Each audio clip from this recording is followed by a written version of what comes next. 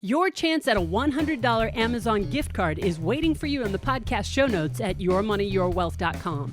Answer 17 questions in the 6th annual YMYW podcast survey, and you're entered to win. Click the link in the description of today's episode in your favorite podcast app to go to the show notes and access the survey and the secret password.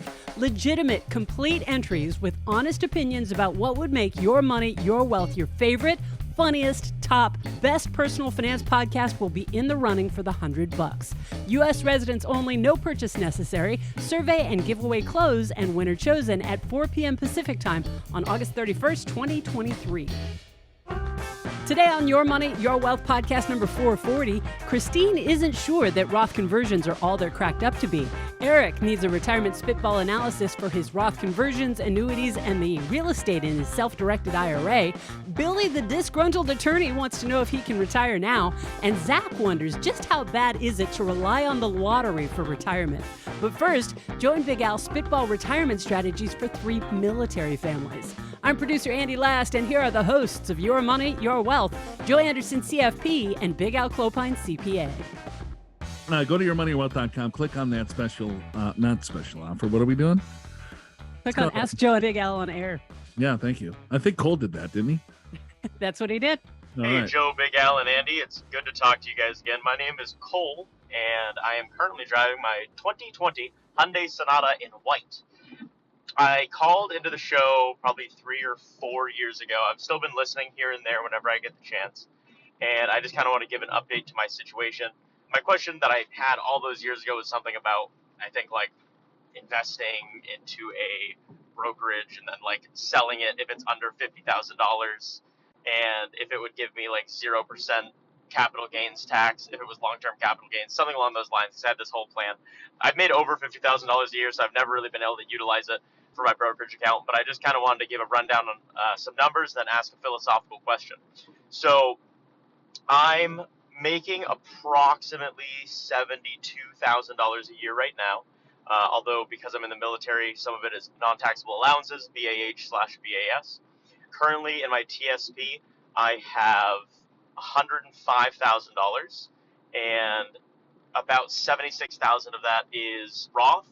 I also have an individual Roth account with $37,000 and a brokerage account with around $30,000. I think it's slightly less. In addition, I have cash reserves of around $30,000. Anyways, with all this being said, I'm 22 years old, turning 23 pretty soon, and I was just wondering, do you ever feel like maybe you wish you spent more rather than saving as much? I know that usually people don't have that sort of problem, but in my head, I'm like, wow, I kind of wonder if maybe I should be actually spending more money, even though I do have a lot of experiences that I really enjoy. I went to Paris and Barcelona a couple months ago. I went to Puerto Rico actually last month. So I travel 2 to 3 times a year. But I'm just wondering, from your personal experience, has there ever been a situation where somebody's been like, wow, you know what? I wish I did X, Y, and Z when I was younger. Anyways, thank you so much. I appreciate all of your content over the years, and I hope that you're doing well. Oh, now that I can drink, I like Coors Light and whiskey sours. Awesome. Have a good one. Bye. Now that he can drink. Wow. Yeah, well, when he messaged us 3 or 4 years ago, he was only like 18. Yeah. So that's pretty good. That's Cole. You can drink. All right. You're part of our group. Yeah. I think everyone says, I wish I would have done things differently. I don't think anyone says, I lived my life perfectly. 100% agree.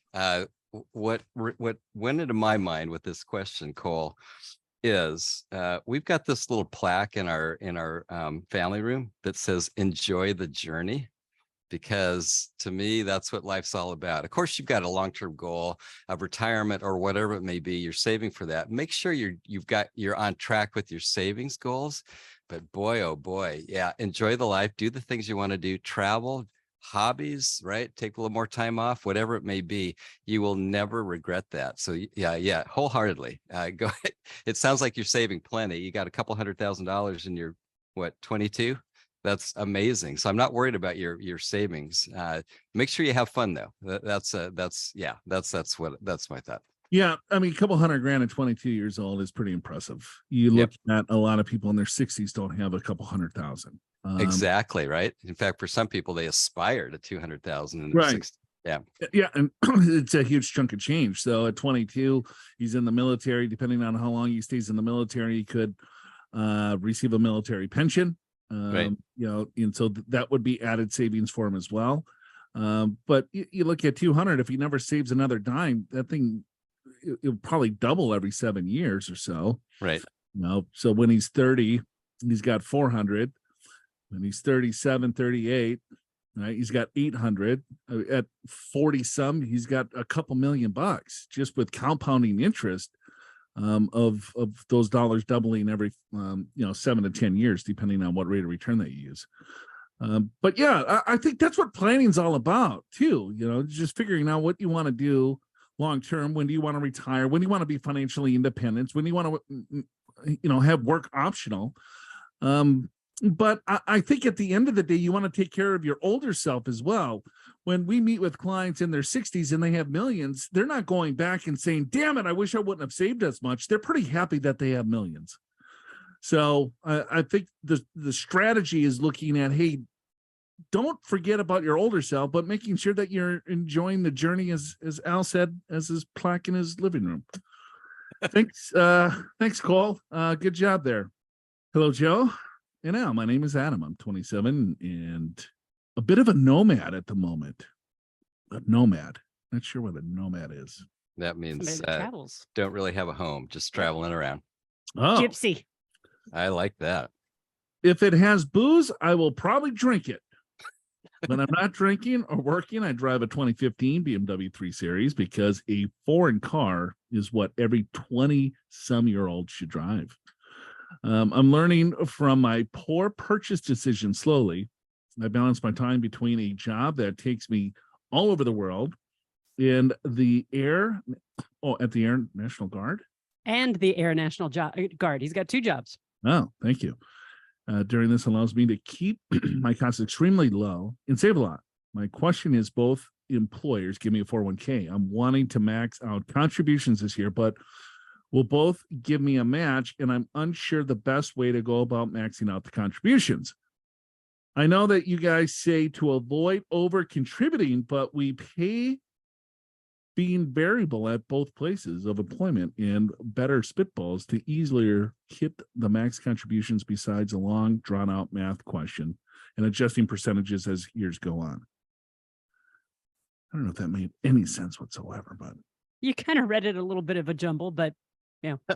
I'll take a chance at it, Joe. I think what Adam is asking is, I got a couple employers with 401ks, and I think he's alluding to the fact that you can only give $22,500 in all 401ks. You can't do $22,500, which is the max, in one plan and then again in another plan. You're limited to that as a total. And so I think where he's going is, what's the best way to do it with 2 employers? And if that's the question, the best way to do it is to make sure you're getting full match at each employer. So it's not just you putting money in, but it's your employers as well. That way you'll maximize the money going into your overall accounts. And then monitor both, because you want to try to get to that 22.5. If you go over, what happens is you just have to record some of that as income on your return because you got a deduction and now you weren't allowed it. So I guess it's not the end of the world, but yeah, try to hit that 22,500. Try to get the most match you can from each company. how often is that caught? It's actually caught all the time, and I'll tell you why. Because the tax software out there catches it and adds it back to income. If you do it manually, I guess it wouldn't catch it. All right, cool. Scott from Alabama writes in. He goes, "Hey Joe, Big Al, been listening for a couple of years. Really enjoy your podcast. You guys do a great job providing spitballs with humor, Interspersed with humor." That's good. That's good. Yeah, that was accurate, Joe. You've read it appropriately. I'm rapidly approaching retirement at the age of 59 this December. Wanted to get your take on the soundness of my approach. We will be relocating after retirement to the OKC area. Wife is 4 years older at 63. Here's a quick rundown. All right. Projected retirement expenses, $135,000 inclusive of taxes. 60,000 is discretionary and planned for travel, hobbies, spoiling grandchildren, etc. Assets total 1.63 million, no debt. 930,000 in a retirement account, 50 grand in a Roth, 650,000 in equity in a paid off home that we plan to roll over to a new residence in Oklahoma. Pensions, $55,000 a year in military pensions with COLAs, $25,000 a year in another government pension, COLA'd after age 62. Social Security is $40,000 for me, spouse $16,000 at age 67, increasing to $19,000 when she converts to her spousal benefit at 71. And she converts to her spousal benefit at 71. Okay. I assume that means she's going to take her own and then switch to spousal. At 71. I don't know why. Yeah, that may not be She's quite older. technically right, but it's probably close. But that's what that's trying to refer to. Got it. All right. So it looks like I'd have about $80,000 of expenses covered by my pensions and would need to draw about $65,000 a year from our retirement accounts for 3 years until my wife turns 67 and Social Security kicks in. Then it would drop to $50,000 a year for the next 4 years when I turn 67 and begin drawing my Social Security. After that, it looks like we'll need to withdraw $7,000 per year, just based on straight math, without factoring in inflation, compounding, or COLAs. It looks like we'd be drawing down 400 or so before Social Security starts. I've run the numbers through several calculators, and based on historical and Monte Carlo projections, they say we got a 100% chance of not running out of money before I reach 90, and my wife is 94. I assumed a 3.5% rate inflation, 5% real rate of return on equities. Anything you'd be concerned about this approach?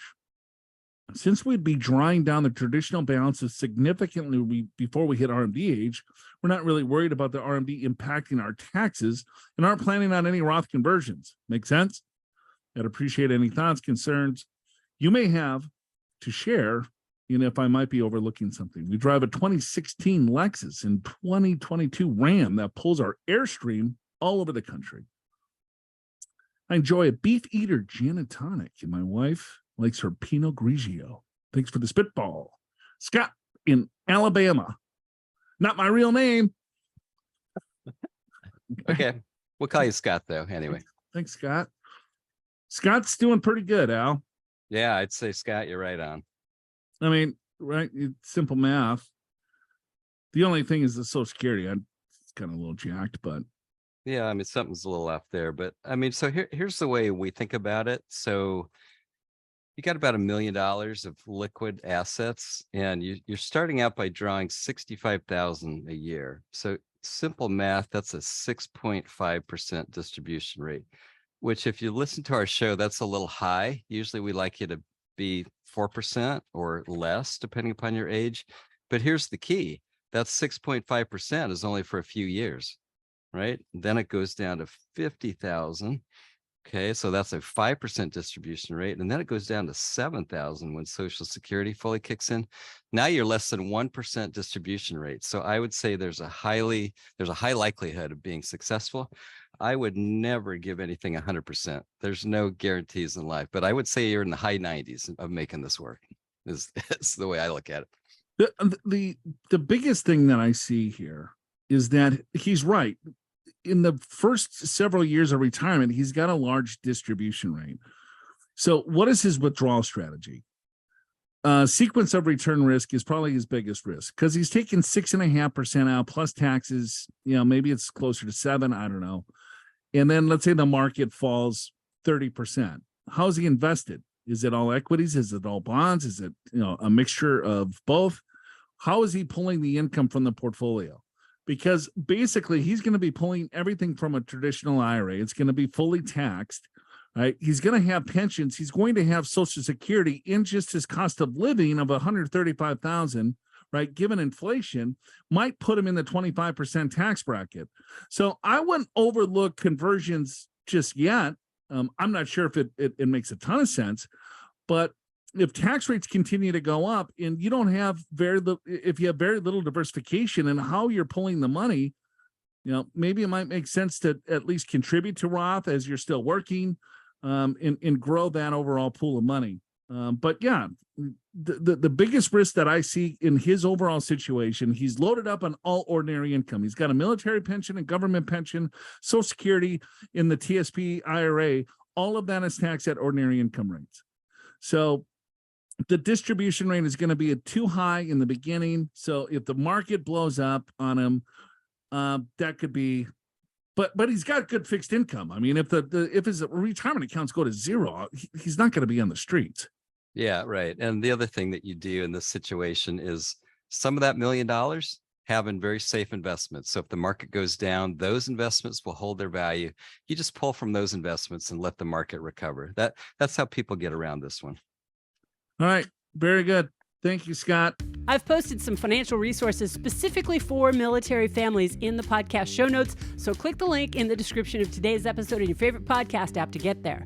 To get your own retirement spitball analysis, click the Ask Joe and Al on air banner there in the podcast show notes. Tell the fellas the relevant details like your name, ages, and location, and the name can be whatever you like, but the ages and location should be real for a more accurate spitball. Also, when do you and your spouse, if you have one, want to retire? How much do you think you'll need to spend annually in retirement? How much do you make and save now? How much do you already have saved, and in what types of accounts? 401k, brokerage, Roth, etc. And then provide any other details that are relevant to your financial question. Then, to help Joe better visualize your whole situation, tell us where or how you listen to YMYW, what you drink, because that's important to Joe, and anything else you want to share, because this show would not be a show without you. Again, just click the link in the description of today's episode in your favorite podcast app to access all these resources right before the episode transcript. Hey, guys. So you might be surprised to hear me say this, but I'm not sure. I'm not so sure if Roth conversions are good as they sound. Okay. Oh, we're going to have a little cross point debate. Yeah, a little debate. Yeah. I have an opportunity to convert $100,000 this year to the top of the 24% tax bracket. To do this, I would have to sell non-qualified retirement assets and pay a 15% capital gains on those to pay the tax I'd owe this year. So to net $24,000 for the tax on the conversion and have enough to pay the 15% capital gains tax, I actually have to sell $28,000. With $28,000 no longer growing for me, do I really come out ahead? I need to factor in the loss of 20 years of growth for the $28,000, don't I? Here are the calculations I did, looking 20 years down the road and assuming money doubles every 10 years for ease of calculations.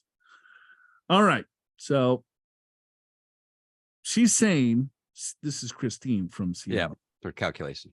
So she's saying, all right, well, here, I have this money in a retirement account that's going to grow for me. And then I have this money outside of a retirement account that's going to grow for me. Right. So let's compare. Right. Let's compare, because I have this other money that's going to the IRS if I pay the tax. So I don't think this makes sense to do a Roth conversion. Right. So she's going to convert $100,000 and pay the tax bill up front, yields $288,000 that comes out tax-free. 100,000 minus 28,000 tax on conversion equals 72,000 times 2 is 144,000. Growth of 10 years is 28,000. You follow that math, Al? 288,000. Yeah. So 10 years it becomes 144. After 20 years it becomes 288,000. Okay. Which I agree. That's a correct back of the envelope assumption. All right. If I don't convert, that $28,000 that she would have paid to taxes is going to keep working for me. And I have $512,000 that's taxed when I take it out.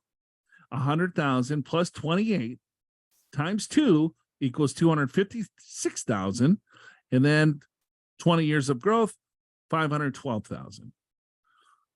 If my thinking isn't flawed, then it must be. It seems I could pay a roughly 44% tax rate and still net the same as if I do conversions now.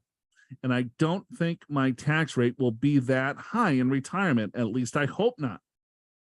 It's summer. So I'm drinking Mount Gay and tonic with a lime.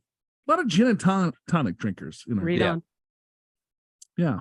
Al, I think you got to switch. Start being a gin and tonic guy. Well, okay. I mean, I like rum, but maybe I'll give it a shot. All right.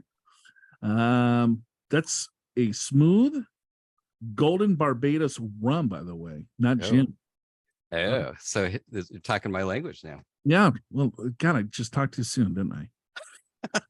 That's why Andy said read on. Yeah, I know. It's not gin. Andy's always right. Don't knock it until you try it. Very smooth and refreshing. And Al, you might even like a little splash of pineapple. Oh, Christine, I'm positive I would like a splash of pineapple in that. I would vomit. I look forward to hearing your spitball and probably make fun of my throwing all these numbers around and using terms like net and non-qualifying, like I know what I'm talking about. I'm talking to you, Joe, but I love you all anyway, and I appreciate you. Christine in Seattle. With a heart. Thank you, Christine. Yeah, thank you. God, I must just like blown a lot of people up over the years. Apparently, that's what seems that. But Christine still loves you, and in fact, Christine, love the hearts. Keep them coming. We like to feel loved. All right, her math is flawed. It is flawed. Agreed. What do you see? I mean, yeah, I don't know what calculator she's using. Maybe it's an abacus. Well, I can tell you what she did wrong. So the 100,000, you don't add 28 to it. It just means you didn't pay 28,000. So let's start there. So the 100,000 after 10 years multiplied by 2 is worth 200,000 times another 10 years times 2 becomes 400,000, not 512. But you take 400,000. I'm just going to use the same tax rate that she used, 28%. Okay, 28% tax on 400,000 is 24% she used. Yeah, well, she used 28 in her other calculation. Oh, because she had to pay some capital gains on the 24. Yeah, so same, right? So 112,000 is the tax. Subtract it from 400,000. What do you know? You get that same exact figure, 288,000, and that's true every time you do this calculation. And for people that think they're falling behind because they got less assets, you've got the same purchasing power because you don't have to pay the tax. Now, how this gets better, by the way, is maybe you put your investments in your Roth that have a higher expected rate of return, right? Or maybe you convert in a lower tax bracket, and so you end up paying taxes later. There's lots of ways that this can work, but that's what's wrong with this calculation. It's actually same. So to say it another way, let's say, because I want to use her example in the sense of saying, all right, let's say I have $100,000 that's in a IRA, and I have 25,000. I'm going to keep the math even simpler, just so doubling purposes. All right. Okay. I got $100,000 in a retirement account. I have $25,000 outside a retirement account. So when I look at my statement from whatever brokerage house, it's going to say I have $125,000. So Christine listens to this terrible show called Your Money, Your Wealth, and she converts the $100,000 into a Roth IRA. The IRS is going to say, you know what, Christine, you owe me $25,000 for that conversion because you're in the 25% tax bracket. Please send $25,000. So Christine sends them $25,000. Now she looks at her statement and she only has $100,000 shown on the statement. So in most people's mind, they're like, yeah, why would I do a conversion? Because $125,000 is going to grow to a bigger dollar figure than 100,000. And I agree with that 1,000% if you ignore taxes. Because now I have $100,000, let's say I converted, it's in a Roth IRA. That 100,000 doubles over 10 years. And then it doubles again. So I have 200, now I have 400,000. Let's just say it doubles over 10 years. And 10 years from now, I have $200,000 in a Roth. That's all mine. I bought out my partnership from the IRS. I can take that money and do what I want with it. However, in the other example, I had 100,000 in 25. In 10 years, that doubles.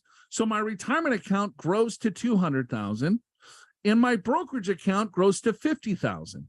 So I have $250,000. So at that point, if I pull the $200,000 out of the retirement account at 25%, What is that? That's 50 grand. It's the same.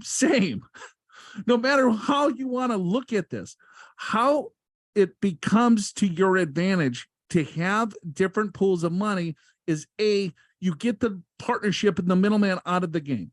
So now all of that money is 100% yours tax-free. You take the likelihood of future tax rates off the table. Wherever tax rates change to, if they go down, if they go up, you bought the tax today and you take that off the table. I think more importantly, when you have a strategy that you can take money from different pools to control your taxes in retirement, this makes the biggest difference in the world. Also, there is no required minimum distributions in a Roth IRA. Also, as it continues to grow and compound, if you die prematurely and it goes to your spouse, it goes to your spouse tax-free. If you die, both spouses die prematurely, it goes to kids or grandkids or nieces or nephews, it goes to them tax-free. It is forever tax-free. So we talked about this last week. Al, would you rather have $7 million in a Roth IRA? I'm going to cut you a check right now today, or $10 million in a retirement account. What would you rather have? Yeah, I'll take the 7 million any day, because I've got complete flexibility on pulling money out. See, that's the thing, is if all your money is in an IRA and you want to pull extra out for a trip or to buy a car, and it throws you in a higher bracket, you're stuck. But if you got a Roth, you can pull whatever out of your IRA that you normally do, and then get the rest from the Roth, stay in that same lower tax bracket. You just have so much more flexibility. Right. So you have to look at the purchasing power of the money, not necessarily what's on your statement. So hopefully that clears that up. Hi, Joe, Big Al, Andy. This is Eric from California. My wife and I found your podcast last year, and I've been binge listeners ever since. Love your shows. Now, thank you, Eric. I drive a 20-year-old Toyota. My wife drives a 10-year-old Mazda. Drink of choice, water. I know we are boring people. Yes, you are. We are not going to finish this email. That's it? That's it. You're cut off? Here's some background information. I'm 69 years old and plan to retire in the next year. Wife is 60, stay-at-home mom. Annual salary is $200,000. Net rental income after all expenses, $30,000. Equity on primary residence is $2 million. And $1 million in the rentals, $1 million. My traditional IRA and 401ks, $3 million, $2 million in equity markets, 400 in several deferred income annuities that will give us roughly $30,000 of joint lifetime income if we start taking them next year. $600,000 in another rental property held in self-directed IRAs, which generate $15,000 of annual net incomes that flows back into the IRA. Roth IRA of $10,000 in mutual funds. Brokerage account 200. My wife's Social Security at 70 is 56. Wife's Social Security at FRA is 18. Or my Social Security is 56. Wife's 18. Annual expenses 120. I wish I had listened to your podcast and started Roth conversions a little bit earlier. I know it's kind of too late, but never late is. But late is better than never. There we go. My questions are, number one, when and how much should I be converting each year on top of our living expenses? After I retire, my wife will still need health insurance before we qualify for Medicare. All right. Most of his, what does he got? Everything's in a retirement account. Sounds like $2 million, or $3 million in 401ks. Yeah, that's the majority. Yeah, even his rental properties in an IRA looks like. Yeah, self-directed. I would also like to convert those traditional IRA annuities to Roth IRA annuities before initiating lifetime income, so that all annuity incomes will come on tax-free. I understand that all IRAs are aggregated, but what do I do to avoid the 5-year rule on earnings distribution in case that my first Roth contribution account on those annuities are held in different companies? Okay. What to do with my traditional self-directed IRA rental property? What is the best withdrawal strategy? Man, this guy's got a lot of questions. What is the best withdrawal strategy to fill the gaps? And we would also like to leave a legacy. Anything else, Eric? You want to just pile up on this? This is like a whole show, Joe. This is like 8 questions. This is a full retirement plan spitball analysis. He would like. Thank you very much. Yeah, Where do you want to start? Got to get my calculator. I got to get some software. Gotta get a drink. Oh yeah, got to hire some staff just to help us run some numbers. Al's got to. Well, I'll tell you what, I'll take the first one on the fly. Okay. Okay. How much should I be converting each year? Well, first of all, it's never too late. So you didn't miss the party. You can still do it. 69 years old. You're probably going to live till 90 or 100. Got plenty of time. So I'm just going to go on what you told us. You got an annual salary, 200,000. I'm just going to go with that. Just make this super simple. So the top of the 24% bracket, which is a pretty low bracket based upon historical times, is like 365,000. So based upon this one number, you could convert about $165,000 and stay in the 24% bracket, which would not be a bad idea. However, you have to have the money to be able to pay the tax. So you got to figure that out. But if you just look at the tax brackets you're in, 24% is not staying. The 24% bracket's going to be 28% in just a couple, 3 years. So that would be a good idea if you could afford the tax to pay. But that's how you think about conversions is you look year by year and look at your tax bracket and you fill up whatever tax bracket makes sense based upon your retirement plan. Yep. All right. So I would also like to convert those traditional IRA annuities to Roth IRA annuities. So I don't know how many annuities that he has, but he has $400,000 in several of them. So I don't know, you have room to stay in the 24% tax bracket. You could convert one annuity, two annuities, three annuities, whatever, right? You convert and you just pay the tax on the conversion. So some annuity companies might let you break the contract as long as you keep it with that same annuity company. I don't know where your annuities are held. We don't sell annuities. So it depends on what he wants to do. He wants a guaranteed lifetime income stream. So that's tax-free. Sounds good to me.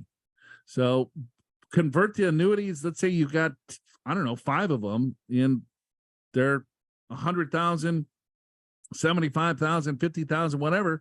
You have room of at least 100,000+ in that 24% tax bracket. Just convert one each year. I don't know. Yeah, I like that too.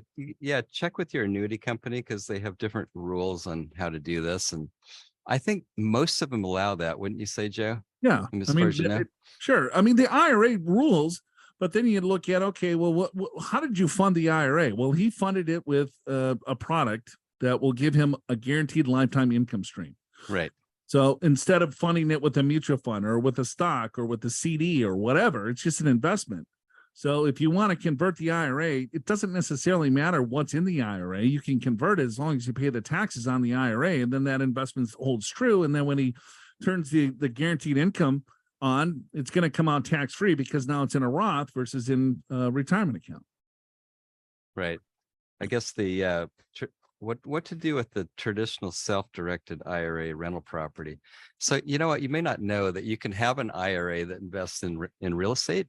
It doesn't have to be stocks and bonds or, you know, that sort of thing. It could be like a rental property, but you have to have a special kind of IRA. It's called self-directed, and there's certain companies that do this, you know, Schwab, Vanguard, Fidelity. No, they don't do this. It's a separate company to hold property. So it looks like Erick has property in a self-directed IRA. You can do whatever you want. You could sell the property in the IRA. You don't pay any current tax because it's in an IRA. Then you could roll that money to another IRA if you want to. You could keep the property in the IRA. That it's just personal choice. The tough thing about properties in an IRA is they require a lot of work. And a lot of times when people get older, they may not want to be the property manager and do all this stuff that you have to do. So you might want to sell it, but you don't have to. You can just keep it in there.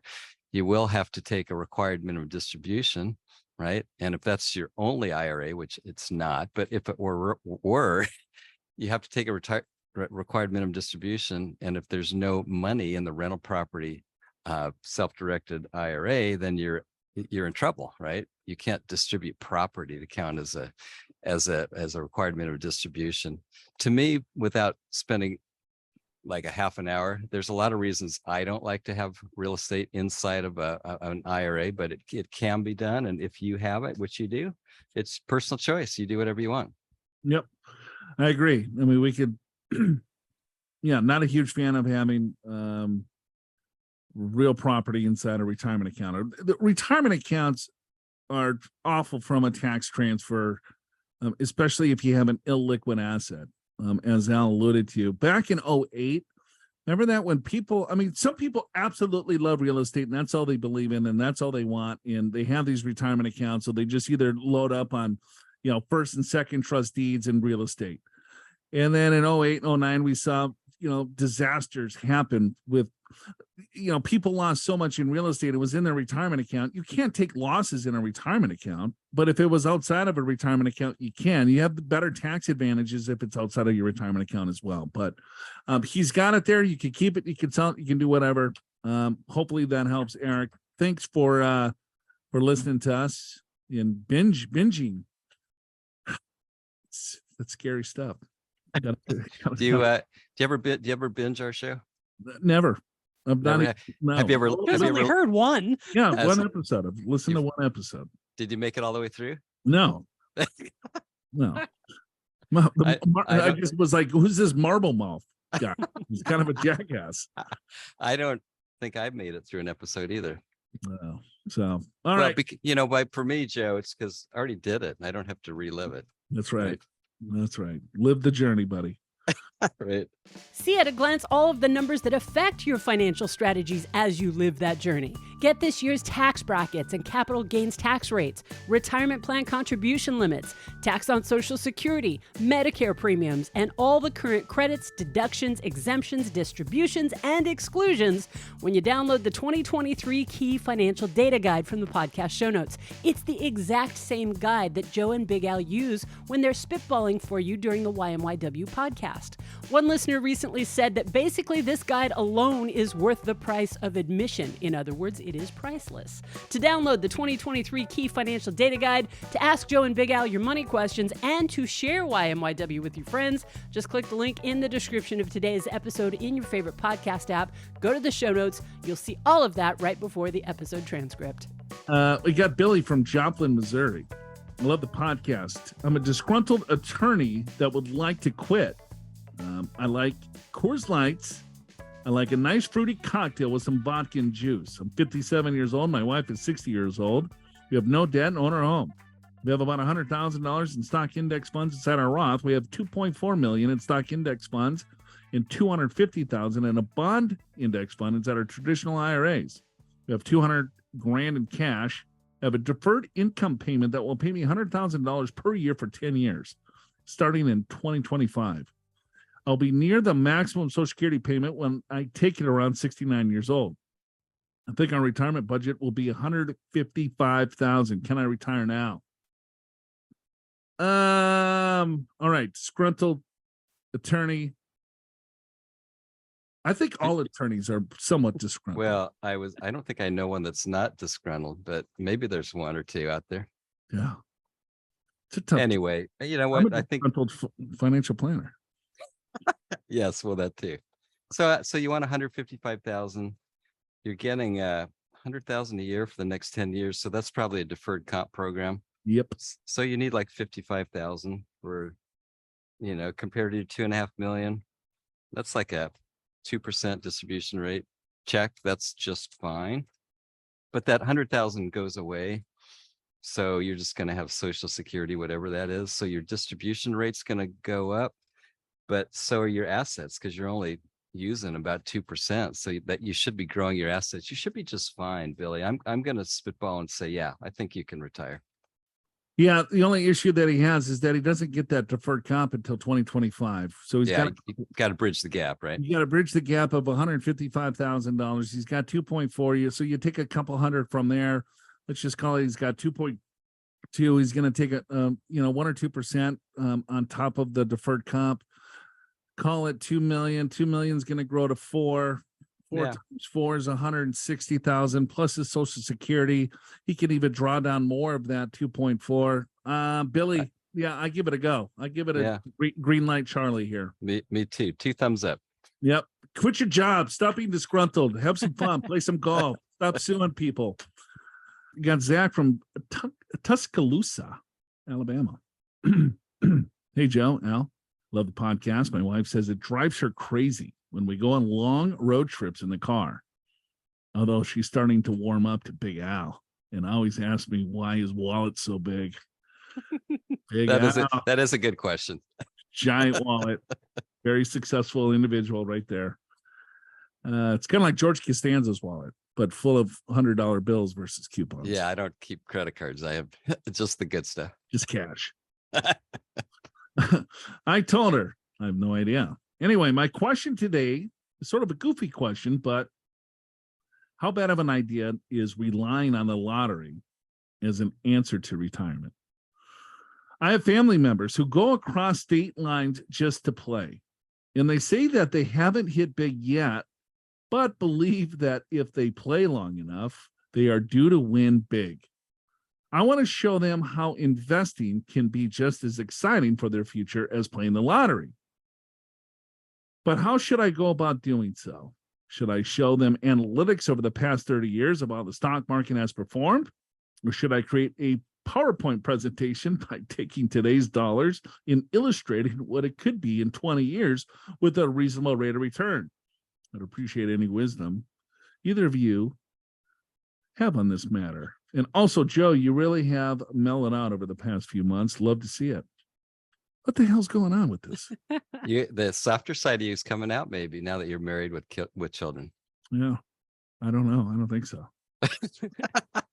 I'm more stressed than I've ever had in my life. Maybe.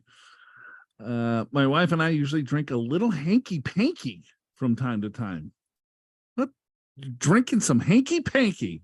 I think they missed a word. I think my wife and I usually drink beer and sometimes have a little hanky panky. I think that's what them. There is actually a hanky panky. It is gin, vermouth, Fernet Branca. So yeah, it is a drink. Little hanky panky. Yep. Wasn't there like Orange twist. Little sex in the driveway or something? Sex in the driveway. Yes, that was the other one. Yeah. I got it. Okay. All right. And we only drive one car. It's 2017 Smart. Or 2 Pure. And I've got it up on screen for you. It's a little tiny car. Oh, Oh, wow. one of those little tiny ones. Okay. But it's actually called the 2017 Smart 42 Pure. Yeah. Never heard that name. Well, I've seen those cars on the road though. keep up. Or the good- actually, I should say I've seen them. I've seen them in the neighborhood. I don't think I've seen one on the freeway. weren't one of those. Isn't that the whole same car that you could like jump in? You would park it anywhere, and then you could jump in another one. Smart cars. Well, I think you're thinking about one of those businesses where you Yeah. can kind of drop off and pick up cars. Yeah, right. Yeah. They were all Yeah. over downtown San Diego, and Yeah, now yeah, I haven't right. seen one of those in years. Just I like think- same with the whole scooter phase. Remember, like Yeah. people, you'd rent a scooter and then you would just throw it anywhere. Yeah. Right. You know, Yeah, it was same just kind of like deal. it was just like litter everywhere. Well, apparently Zach and his wife actually bought one. Yeah, I've never been. I think you can still park it anywhere because it's so little you can fit. Then you just have to worry about somebody else trying to get into it and drive it away. But I haven't seen one. I don't know if that business is still in Yeah, I can't remember what they were called. smart cars, right? No, I'm talking about the business where you could actually pick up and drop off the The vehicles car. I whenever thought you it was. wanted. I thought it was called a smart car, but That's Well, the name of the car. That's Well, yeah. this that's the one type is a of car. Smart 42 Pure. this is So- smart for two Peter. So, all right, lottery. Well, Zach, I got nothing for you here. Tell them Well, stop. here's what I have to say. You're never going to convince them that stock market is more exciting than a lottery. I mean, a lottery win, that's got to be like near the top of the list. But what you can show them a couple charts and show them, you know what, if you start with this today and you add this much per month, you're going to end up with this. You don't need a big long PowerPoint on that. Just tell them and just say, you know what, it's not as exciting, but it's more of a sure thing. How about that? How much are we talking about here? I wonder. So these Well, they're guys, talking about it's for the entire retirement. well, they're going across state lines. So they're buying in Alabama. They're going down to Florida. Yeah. You know, they're taking road trips to buy Powerballs. Right. I wonder how much money we're talking about here on a monthly or annual basis. Yeah. Because Who knows? you know, from there, then you could probably look at, all right, well, this is what you're spending on Powerball tickets, and take that same amount and put a 7% rate of return on a monthly or annual basis and run that out over 20 years and say, you probably have more certainty if you invested this, and this is kind of what your end result's going to be versus, I don't know, what are the odds of someone winning the lottery? It's like 1 in 100 million or something. Yeah, it's quite low. I think so. I used to know the CEO so his strategy was to invest properly, right? A little bit at a time, rate of return grows over time, but he still did the lottery every week because that was going to be the difference between a good retirement and a great retirement. That was his thinking. The actual odds are 1 in 292 million, or 0.00000003%. It's probably more likely to be hit by lightning 100 times before you win the lottery. Yeah. All right, Zach. Good luck with that. I could just see Zach with his whole family. They all got little hanky pankies out, drinking them. Well, as soon as he pulls out the PowerPoint, he's going to lose it. He's got the PowerPoint presentation ready to go. Oh, boy. All right. Well, good luck. Well, that's it for us. Hopefully you enjoyed the show. Keep the questions coming. We'll keep answering them. Show's called Your Money, Your Wealth. Joe's opening frog, his stalker, and hijack in the derails at the end of the episode, so stick around. Help new listeners find YMYW by sharing the show with your friends and colleagues, and by leaving your honest reviews and ratings for Your Money, Your Wealth in Apple Podcasts and any other podcast app that accepts them. Your Money, Your Wealth is presented by Pure Financial Advisors. Click the Get an Assessment button in the podcast show notes at yourmoneyyourwealth.com or call 888-994-6257 to schedule your free financial assessment in person at one of our 7 offices around the country or online at a date and time convenient for you no matter where you are.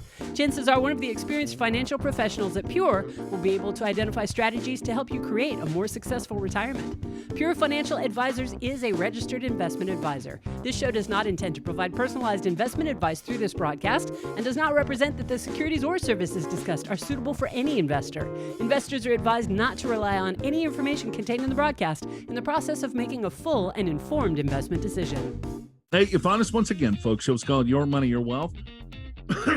Wow. Joe Anderson here. I'm a certified financial planner with Big L Clopi. He's a CPA.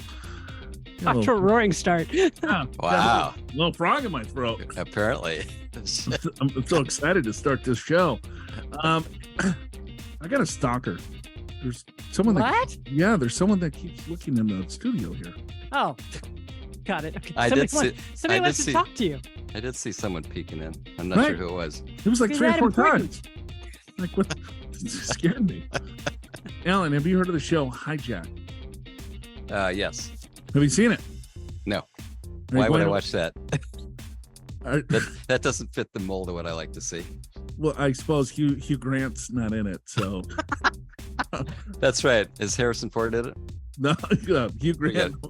Forget about it. Andy, how about you? You have seen? No? Nothing? I haven't even heard of it, so no. You have Apple TV? No Apple TV. But Alan, you actually heard of it. I have. I'm impressed. How did I hear? I couldn't even tell you, Joe. But it's not on the Hallmark Channel. Why do you know it, Al? Somehow, well, sometimes things slip through that I hear. Yeah. I started watching that this week. It's pretty good. Okay. Yeah, I enjoy it. But I'm impressed that